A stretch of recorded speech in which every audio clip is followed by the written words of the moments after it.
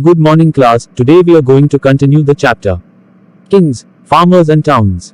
From topic 6, Towns and Trade. Check out our previous videos for the earlier parts of this chapter, so let's begin.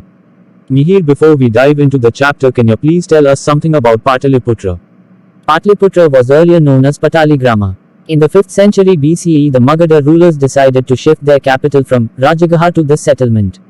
By 4th century BCE, it was the capital of Mauryan Empire and one of the largest cities in Asia. Very good Mihir. Now let's continue with the topic. Virtually all the major towns were located along routes of communication. Some as Patliputra were on riverine routes and others like Ujjaini were on land routes. Places like Puhar were near the coast, where the sea routes began. Cities like Mathura were bustling centers of commercial, cultural and political activity. From the fortified centers inhabited by the elite class, we find artifacts like fine pottery bowls and dishes, with a glossy finish called the northern black polished ware. Also artifacts like ornaments, tools, figurines made of gold, silver and etc. were found. Votive inscriptions record gifts made to religious institutions. These had the name of the donor along with its occupation written down in it. They sometimes also mentioned guilds or shrenas of craftsmen and merchants. We believe that the guilds procured raw materials, regulated production and marketed the finished products. So can you dictate us the important places to mark in map 3?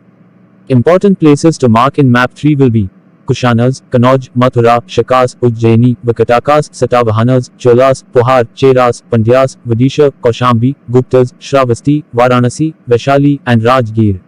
So the trade routes through the Bay of Bengal and the one across Arabian Sea were often attempted by the kings to be controlled, even by paying for the protection due to this route's lucrative nature. Merchants who successfully crossed these routes were called Masattuvans in Tamil and Sattavahas in Prakrit, as they could become enormously rich. And goods like salt, grain, cloth and spices like pepper, which had huge demand in the Roman Empire, were transported through these routes. Way to go, son.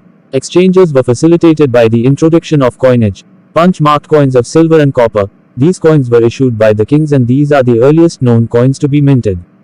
First coins with names and images of the king were issued by the Indo-Greeks, and the first gold coins were minted by Kushanas. Use of these gold coins means that the transaction had enormous value. Tribal republics like the Yodayas of Punjab also minted several thousands of copper coins. But from the 6th century say, the finds of gold coins started to taper off. So most of the modern languages are derived from Brahmi, the script used in the Ashokan inscriptions. Earlier scholars thought that this was Sanskrit or Prakrit. Finally, in 1838, James Princeps was able to decipher Ashokan Brahmi.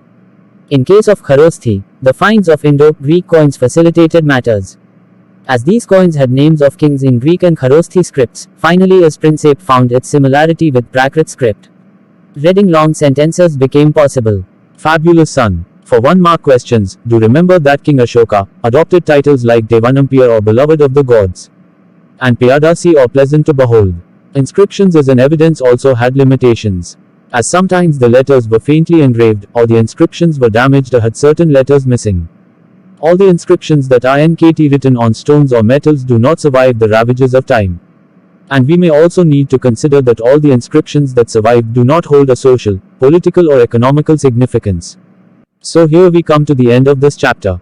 And if you like this class and the video, please like and subscribe to my channel to be part of the CBSE Crack family, where we will learn something new every day, with our regular and educative content. Thanks, sir.